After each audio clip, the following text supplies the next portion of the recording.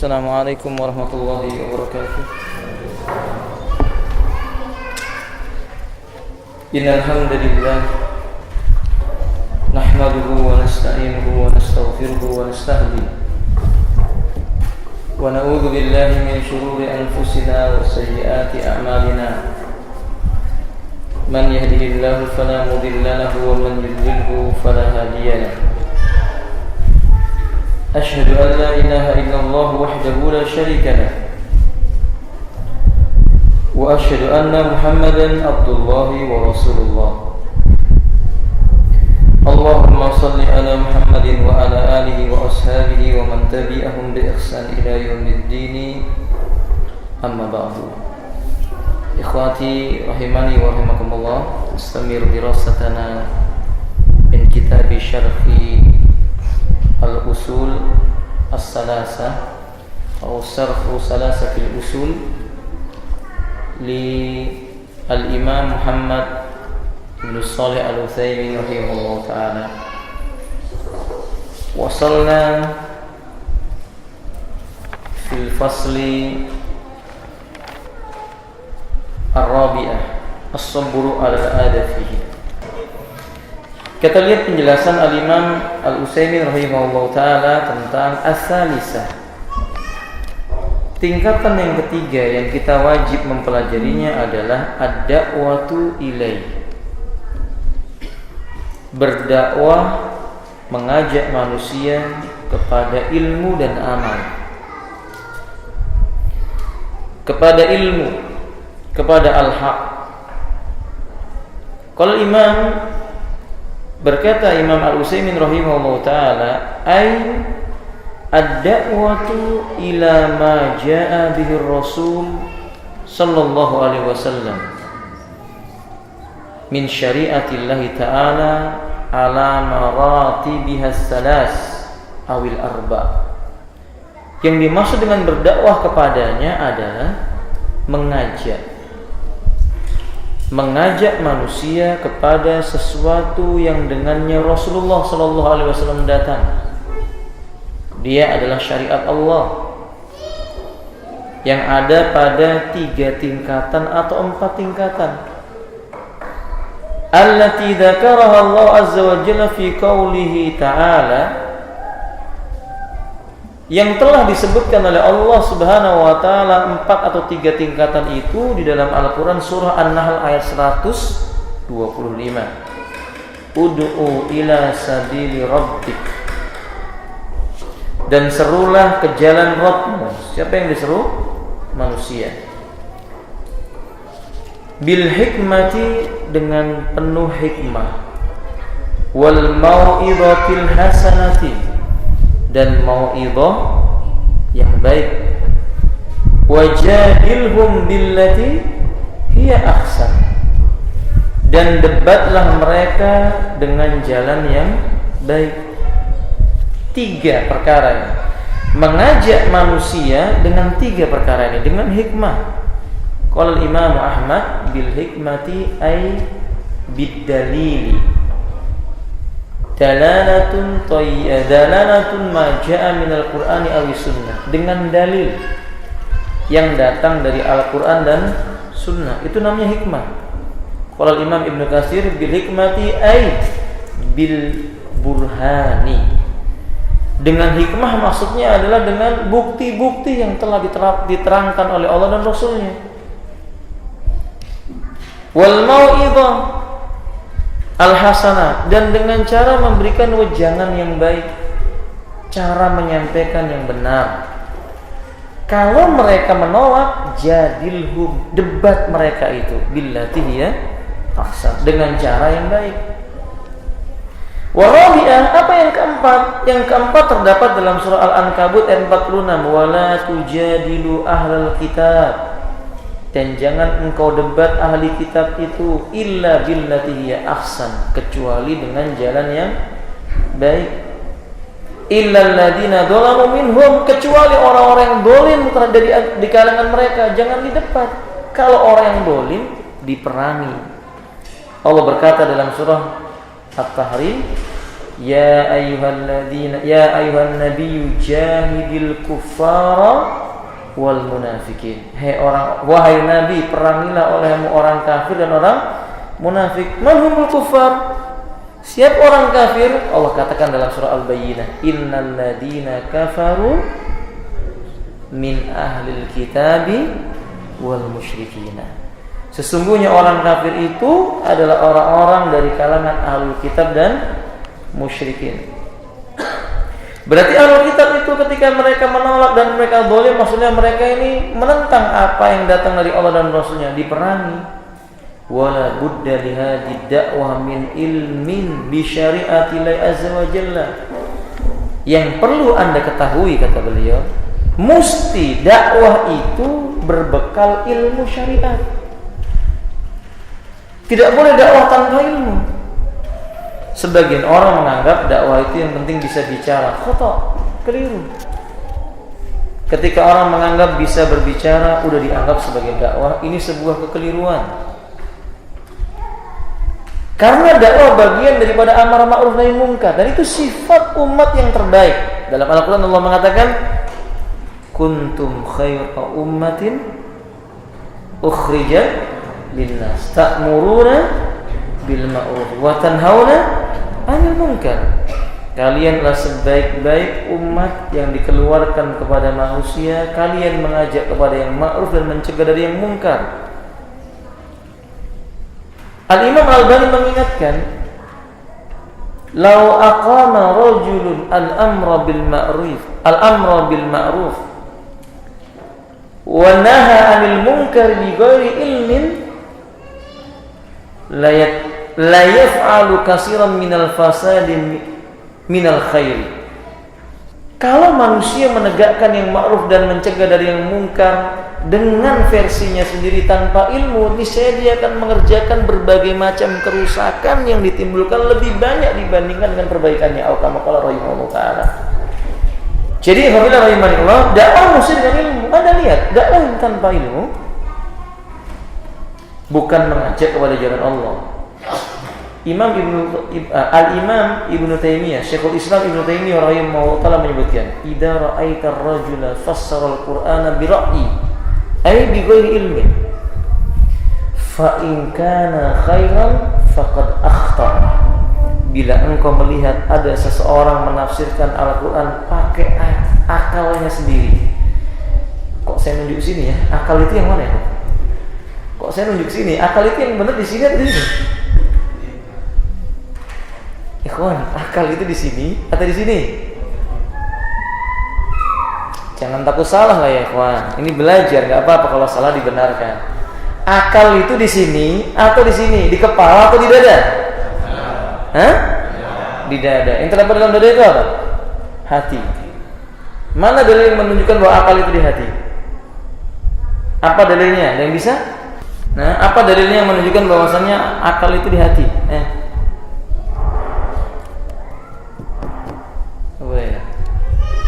Nggak apa-apa, nggak hafal nomor ayatnya atau suratnya atau hafal ayatnya. Bagaimana bunyi ayatnya? Am lahum qulubun la yaqilun. Apakah mereka itu memiliki hati tidak dia gunakan untuk berpikir? Kalau begitu akal di mana? Di hati. Hati itu di mana? Di dada. Nah, kita lihat. Nah, kalau kata Imam Syekhul Islam ini, kalau kamu melihat ada seseorang menafsirkan Al-Qur'an pakai akalnya,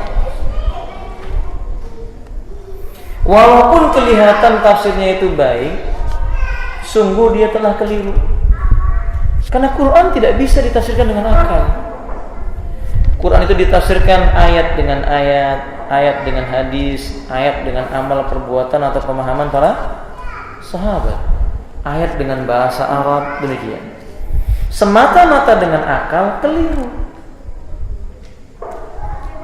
Coba antum lihat di antara orang-orang yang salah menafsirkan dalam surah Ar-Rahman, ya ma'saral jin wal ins in istata'tum an tanfudu min aqtaris samawati wal ardi fanfuru. Mereka menafsirkan ayat ini dengan mengatakan bahwa terjemahnya, wahai sekalian bangsa jin dan manusia, dia siapa di antara kalian yang sanggup menembus langit, maka tembuslah dia. Lalu mereka mengatakan, oh ini ayat tentang sains. Pakai akalnya mereka menafsirkan, ini ayat berbicara tentang teknologi. Padahal ayat ini berbicara tentang kejadian hari kiamat. Nggak ada hubungannya kejadian hari kiamat, sesuatu yang terjadi pada hari kiamat. Nggak mungkin manusia dan jin sanggup menembus langit dan bumi ketika terjadi hari kiamat. Tidak mungkin. Lalu ditafsirkan dengan sains, keliru. Boleh? Sains itu ya kawan? Nah, dan masih banyak lagi. Misalnya, sebagian para ulama menyebutkan yang berjalan itu matahari. Tapi sains menyebutkan yang mengelilingi matahari apa? Bumi. Demikian di antara bentuk-bentuk yang kadang-kadang akal kita tidak boleh mengalahkan apa yang ada pada syariat ini. Bukan hanya kadang-kadang, benar-benar tidak boleh dia mengalahkan apa yang datang pada syariat ini. Kembali kepada pembahasan, wala budda li hadhihi da'wa min ilmin bi syari'atillah azza wa jalla hatta takuna da'wah an ilmin wa basiratin. Mesti dakwah ini ditegakkan dengan ilmu terhadap syariatnya Allah azza wa jalla, sehingga dakwah itu betul-betul dakwah yang berdasarkan ilmu dan basirah. Enggak boleh dakwah dengan akal saja. Enggak boleh cuma sekedar pintar ngomong saja. Liqaulihi ta'ala, sebagaimana Allah mengatakan dalam surah Yusuf ayat 108, Qul hadhihi sabili. Katakan hai Muhammad, inilah jalanku. Bentuknya mufrad. Sabilun. Mufrad. Allah tidak menyebut dengan sabilani, sabilaini atau menyebut subul, tidak. Allah tidak mengatakan kul hadhihi subuli, tidak. Tapi Allah mengatakan kul hadhihi sabili. Itu menunjukkan jalan dakwah itu cuma satu, bukan berbilang. Sehingga sebagian para ulama seperti Syekh Abdul Muhsin Al-Abbad menyebutkan al-haq wahid la yata'addad. Kebenaran itu jalannya cuma satu. Jalan kebenaran tidak mungkin dua, tidak mungkin tiga, tidak mungkin berbilang. Karena Allah mengatakan kul hadhihi sabili. Katakanlah hai Muhammad, inilah jalanku yang satu. Jalan kebenaran, jalan yang bisa menyampaikan kepada Allah tidak mungkin berbilang. Adapun subulus salam, maksudnya jalan-jalan keselamatan, maksudnya adalah amal soleh. Kalau amal soleh benar, Allah mengatakan dalam Al-Quran, dzalika fadlullahi yutihi man yasha. Ini adalah fadilah yang datang dari Allah. Allah berikan kepada siapa yang dikehendaki oleh Allah Ta'ala. Maka ada orang yang mampu dalam ibadahnya mendekatkan diri kepada Allah sekaligus tiga keutamaan. Dia rajin puasa, rajin pula qiyamul lail, dan kuat pula menghatamkan Quran. Ada yang cuman mampu qiyamul lail tapi puasa biasa saja. Ada yang rajin membaca Al-Quran, puasa sunnah kurang, qiyamul lail juga kurang. Faham ya, faham? Ini namanya subulus salam, jalan-jalan keselamatan. Kalau misalnya jalan-jalan keselamatan ini amal saleh, betul jumlahnya banyak. Dan tidak mungkin manusia sanggup melaksanakan keseluruhannya. Itu tidak mungkin. Tidak mungkin seorang manusia selain daripada Nabi SAW, dia sanggup menghafal Al-Quran sekaligus qiyamul lail dan puasa sunnah dan menyambung silaturahim, rajin pula dia berjihad dan semuanya. Pasti setiap manusia punya kelebihan dan kekurangannya. Itu yang disebut dengan subulus salam. Kalau jalan untuk bisa sampai kepada Allah nggak boleh berbilang. Nggak sama dengan istilah para pujangga yang mengatakan banyak jalan menuju mana? Roma ya. Kata mereka banyak jalan menuju Roma. Kita katakan jalan menuju Allah cuma satu, Islam.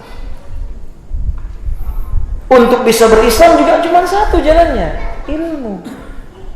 Kalau manusia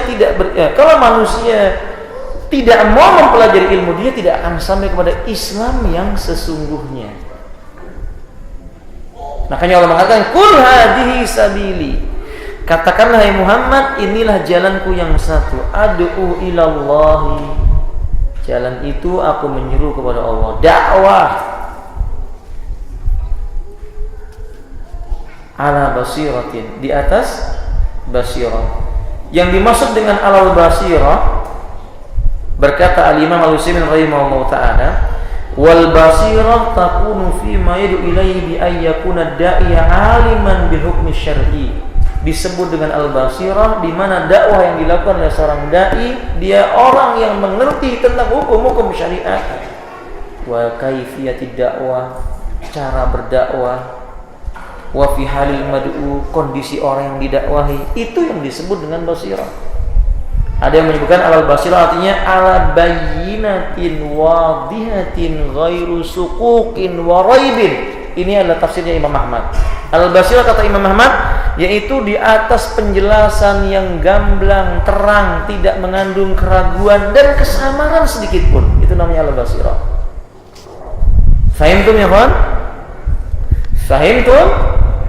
Nah, ada yang ngantuk? Enggak ada ya? Yang ngantuk nanti bisa minta izin untuk berwudu dulu, enggak apa-apa. Jangan sampai tidur ya alhamdulillah. Nah, kata dia ikhwati rahimanillah. Ana wa manittaba'ani, aku dan orang-orang yang mengikuti diriku. Wa subhanallahi, dan maha suci Allah itu. Wa ma ana minal musyrikin, dan bukanlah aku termasuk golongan orang-orang yang musyrik. Ikhwati rahimani wa rahimakumullah. Wa majalatud da'wati katsiratun. Tentu medan dakwah, cara berdakwah, atau kondisi di mana manusia itu berdakwah tentu banyak ragamnya. Sebelum kita lanjutkan, perhatikan ketika Allah mengatakan kul hadhi sabili ad'u ilallahi ala basirah, ini memberikan faedah kepada kita, kata Al-Imam Al-Utsaimin, bahwa dakwah itu kerjaan yang mulia, usaha yang agung, pelakunya orang-orang yang dimuliakan oleh Allah. Cukuplah penjelasan dari Nabi bahwa orang yang mengajak kepada kebaikan, mengajarkan kebaikan, maka penduduk langit memohonkan ampunan, penghuni lautan pun memohonkan ampunan, sampai semut yang berada di lubangnya memohonkan ampunan. Ini kedudukannya paling mulia. Maka jangan sampai ada orang beranggapan bahwa jadi dai itu sia-sia, jadi ustadz itu hina, sehingga sebagian orang tua nggak mau kalau anaknya jadi apa? Ustadz. Jangan jadi ustadz, nah, jangan sekolah di pesantren. Nanti kamu mau jadi apa? Kan begitu. Padahal dia harus tahu bahwa menjadi dai itu keutamaannya luar biasa. Kalau dunia, kalau seandainya seorang berkata, nak jadi dokter, dapat duit, dapat dunia, apa nilai dunia? Nggak ada, kecil. Wabit, dunia itu kecil, tidak membuat manusia bisa selamat di yaumil qiyamah kalau tidak dia gunakan dunia itu di jalan Allah Azza wa Jalla. Tapi ilmunya insya Allah akan membimbing seseorang itu kepada jalan Allah. Makanya antum tanamkan dalam diri anak-anak antum, anak-anak kita, tanamkan dalam diri anak-anak kita untuk mau menekuni ilmu agama, karena ini yang paling mulia. Dan percayalah, orang yang belajar agama tidak akan dihinakan oleh Allah kalau dia ikhlas. Kalau dia ikhlas, tidak mungkin dihinakan oleh Allah. Tapi kalau orang tidak belajar ilmu agama, sekalipun dia punya kedudukan yang tinggi, pangkat yang tinggi, dia akan menghinakan dirinya sendiri. Dia akan menghinakan dirinya sendiri. Mungkin dia bekerja, kemudian dia korupsi. Tidak barokah ilmunya. Mungkin dia punya pekerjaan ini dan itu, tapi dia curang dan yang lain-lain. Tapi orang yang berilmu tentang agama, dia mengajak kepada Allah. Dan memang itu tujuan manusia diciptakan. Manusia diciptakan bukan main-main. Ketika Allah mengatakan wa ma khalaqtul jinna wal insa illa liya'buduni, tidak aku ciptakan jin dan manusia melainkan agar mereka beribadah kepadaku, yakni mentauhidkan Allah Azza wa Jalla. Ini perkara yang besar. Tujuan kita diciptakan oleh Allah itu beribadah, dan tidak mungkin kita beribadah tanpa apa? Ilmu. Maka memiliki ilmu sebuah kemuliaan. Mencari ilmu jalan kemuliaan. Mati di atas ilmu, itu cita-cita orang yang mulia. Faham? Imam Abu Hanifah mengatakan, "Lau a'tallahu rajulan kulla syai'in min kunuzid dunya wa laysa indahu syai'an min ilmi dini fa ayatu jafa." Bila Allah memberi seorang kekayaan harta benda sekian banyak dari kekayaan yang ada, tapi tidak ada sedikit pun ilmu agama dimilikinya, dia akan menjumpai hidupnya itu jaf. Apa jaf itu, Pak? Kering. Hidupnya kering. Hidupnya tidak dijumpai ketenangan, hidupnya tidak menjumpai kenikmatan. Dan itu sodak benar. Orang kaya kalau dia tidak punya ilmu agama, dia akan haus terus. Dan dia nggak tahu tujuannya apa. Orang miskin, dia punya ilmu agama, dia akan sabar. Dia akan tahu bahwa kemiskinan itu sesuatu yang mesti dijalani, dan dia tidak akan menyesali. Nah, ayo kita lanjutkan. Wa bajalatu da'wati kasiratun min ad-da'watu ila Allah Ta'ala bil khitabah atau khutabah. Banyak cara-cara kita untuk berdakwah. Di antara bentuk dakwah ke jalan Allah itu misalnya dengan cara berkhutbah, ceramah, itu termasuk dakwah.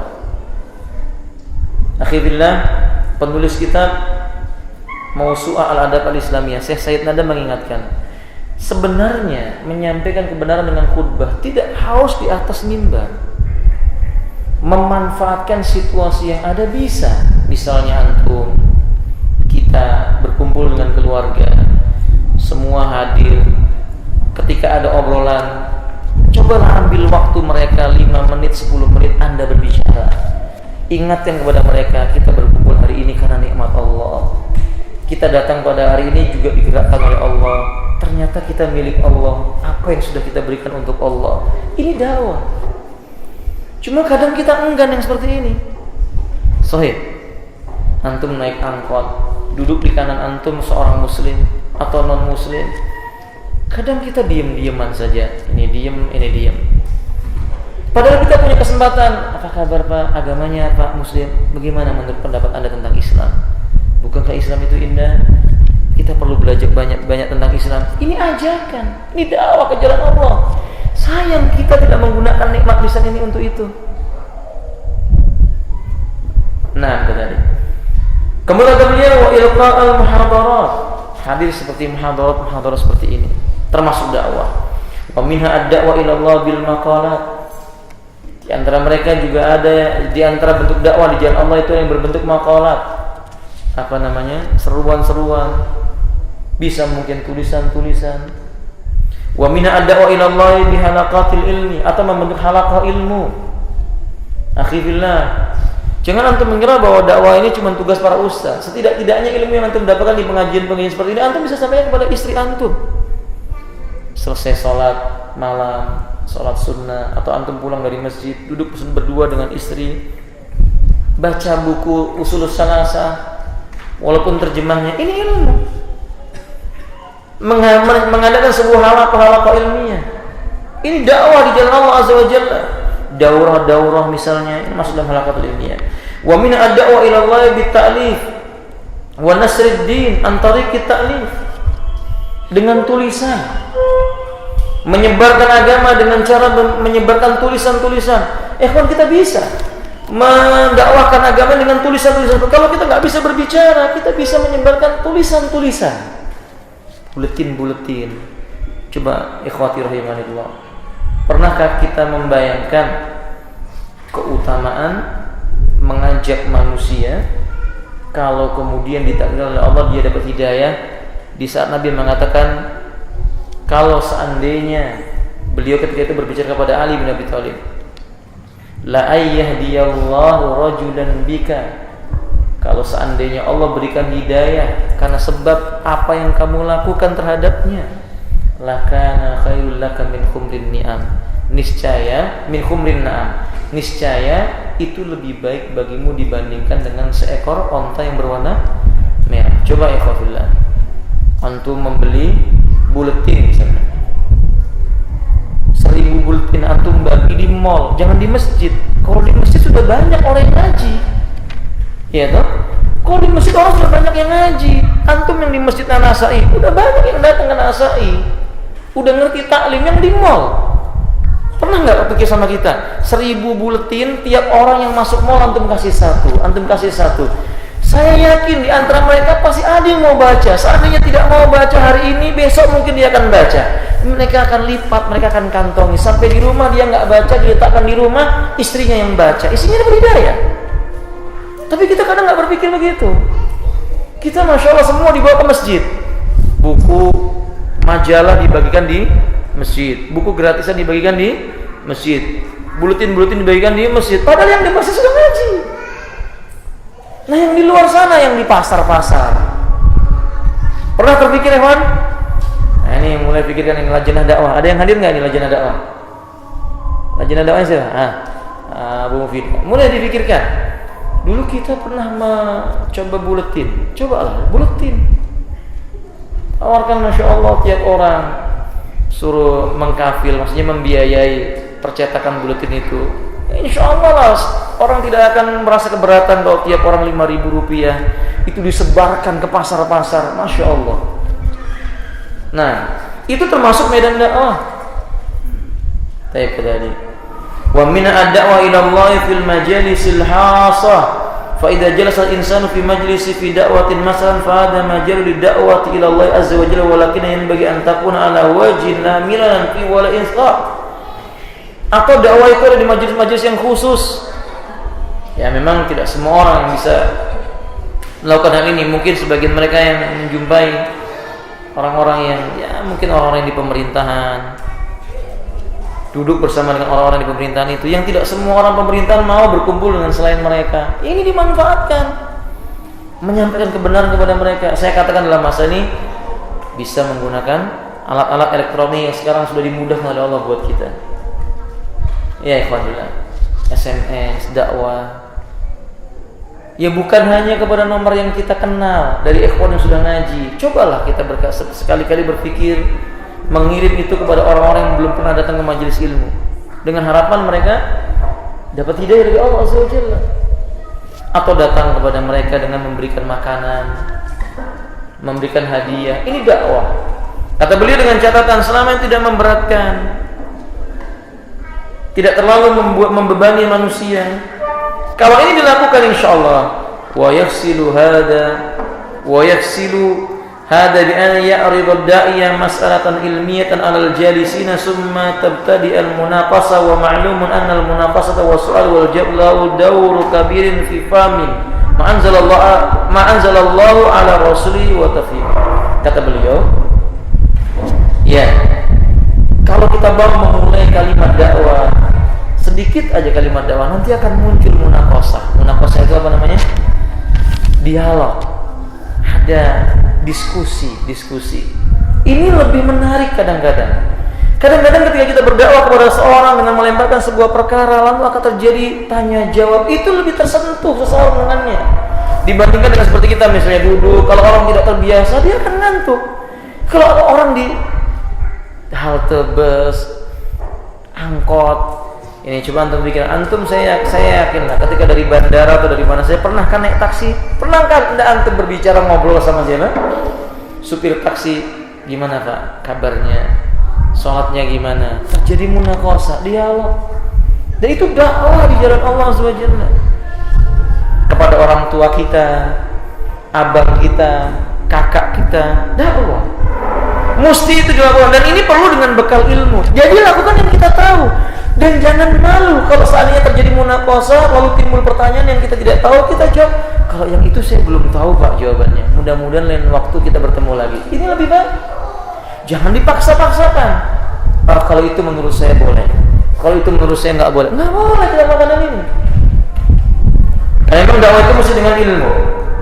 Waqad yakun aksaru fa'aliyatun min ilqa'i khutbatin aw muhadarati ilqa'an murassalan kama huwa ma'lum. Ini intinya kata beliau, kadang-kadang ya kita mengetahui bahwa ternyata efektivitas dakwah itu kadang-kadang juga dengan surat, dengan tulisan. Kalau sekarang sudah modern pakai apa itu? WhatsApp gitu kan ya. Antum punya buku Ushul Tsalatsa dinukil dalam kitab Ushul Tsalatsa alinea sekian dalam sekian, Mbak tulis, sebarkan. Semua orang mendapatkan hidayah. Nah, tadi. Wallahu ta'ala a'lam bishawab. Wa da'watu ila Allah azza wa jalla hiya wadhifatur rasul alaihi wassalatu wassalam wa tariqatun man tabi'ahum bi ihsan. Ketahuilah dakwah ke jalan Allah itu tugas para rasul yang dibebankan kepada mereka oleh Allah azza wa jalla, dan ini adalah pekerjaannya para nabi dan rasul, pekerjaan yang mulia, dan juga orang-orang yang mengikuti para nabi dan rasul dengan cara yang baik. Jadi dakwah ini jalannya para nabi. Kalau kita tidak mengambil jalan para nabi, kita merugi. Rasulullah SAW menyebutkan al-anbiya'u lam yuwarisu dinar wala dirhaman. Para nabi tidak mewariskan dinar dan dirham, walakinna yuwarisul ilma. Tetapi para nabi mewariskan apa, kan? Ilmu untuk didakwahkan. Barang siapa mengambil bagian warisan nabi, maka dia telah memperoleh bagian yang sangat besar, ilmu untuk didakwahkan. Maka jalan dakwah ini jalannya para rasul. Ambil ya kawan. Tempatkan diri kita sebagai bagian daripada dakwah di jalan Allah Azza wa Jalla. Tentu sesuai dengan kemampuan yang kita miliki. Fa idza arafa al-insanu ma'budahu. Sungguh bila seorang hamba manusia mengetahui siapa zat yang pantas untuk diibadahi, wa nabiyahu, nabi yang bisa mengajarkan untuk sampai kepada Rabb yang dia ibadahi, wa dinahu, agama yang bisa mengatur hidupnya untuk bisa sampai kepada Rabb yang dia ibadahi. Wa manna Allah alaihim bitaufiq, kalau Allah mengaruniakan kepadanya itu taufik, lidzalika fa inna alaihi sa'yu fi inqadi ikhwani bidakwatihim ila Allah azza wa jalla liyubsira bil khairi. Ini intinya ikhwati rahimani Allah. Kalau itu bisa terjadi, ini kemuliaan, keutamaan.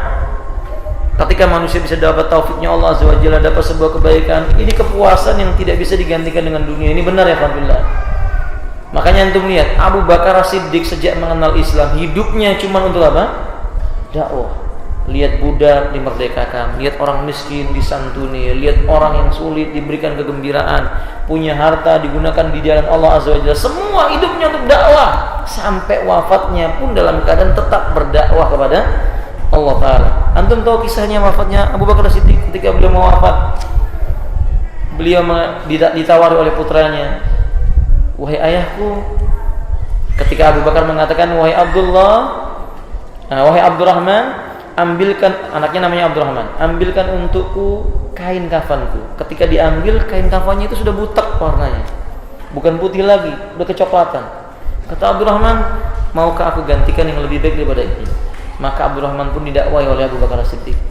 Sungguh manusia meninggal tidak membawa bagian dunia. Jika ada yang lebih baik daripada ini, tentu yang hidup lebih berhak baginya dibandingkan diriku. Masya Allah, ini dakwah. Sampai mau meninggal dunia pun dia mendakwai anaknya. Dan para nabi demikian. Para nabi ketika mau meninggal dunia, dia kumpulkan keluarganya, lalu ditanya, siapa yang akan kalian sembah jika aku meninggal dunia? Ini dakwah. Oke? Nah, katanya jalannya para nabi dan rasul. Kalau manusia mendapatkan hidayah karena dakwah kita, ini keutamaan, dan ini hukumnya wajib. Maka disebutkan dalam buku ini, wajib bagi kita mempelajari 4 perkara. Yang pertama, ilmu, mengenal Allah, mengenal nabinya, mengenal agamanya dengan dalil-dalilnya. Yang kedua, mengamalkan ilmu yang telah dia kenali tadi itu. Yang ketiga, kemudian dia mendakwakan ilmu dan amalnya ini. Maka dakwah itu wajib. Tidak sempurna keimanan seseorang yang mengetahui tentang ilmu dan amal, kemudian dia tidak mau mendakwakan ilmu dan amalnya itu. Fahim tak, ikhwan? Maka seorang muslim yang membedakan mereka dengan Yahudi dan Nasrani, mereka mengetahui ilmu dan mereka mengamalkan dan mereka mendakwakan. Lihat Yahudi, mereka mengetahui ilmu, mereka tidak mau mendakwakan, apalagi mengamalkan. Lihat Nasrani, mereka tidak mengetahui ilmu, tapi mereka suka mengajak kepada amal mereka, tapi dengan kebodohannya. Nah, orang mukmin, mereka mengetahui ilmu, mereka telah mempraktekkan ilmu, kemudian baru mereka mengajak manusia kepada ilmu dan amal itu. Semoga bermanfaat. Insyaallah pada pertemuan yang berikutnya kita akan bahas tentang Ar-Rabi'ah, yang keempat, as-sabru 'alal adha fihi, sabar menerima ujian di dalam mendakwahkan ilmu dan amal. Semoga Allah memudahkan urusan kita. Akhiru da'wana alhamdulillahirabbil alamin. Subhanakallahumma wa bihamdika asyhadu an la ilaha illa anta astaghfiruka wa atubu ilaik. Assalamualaikum warahmatullahi wabarakatuh.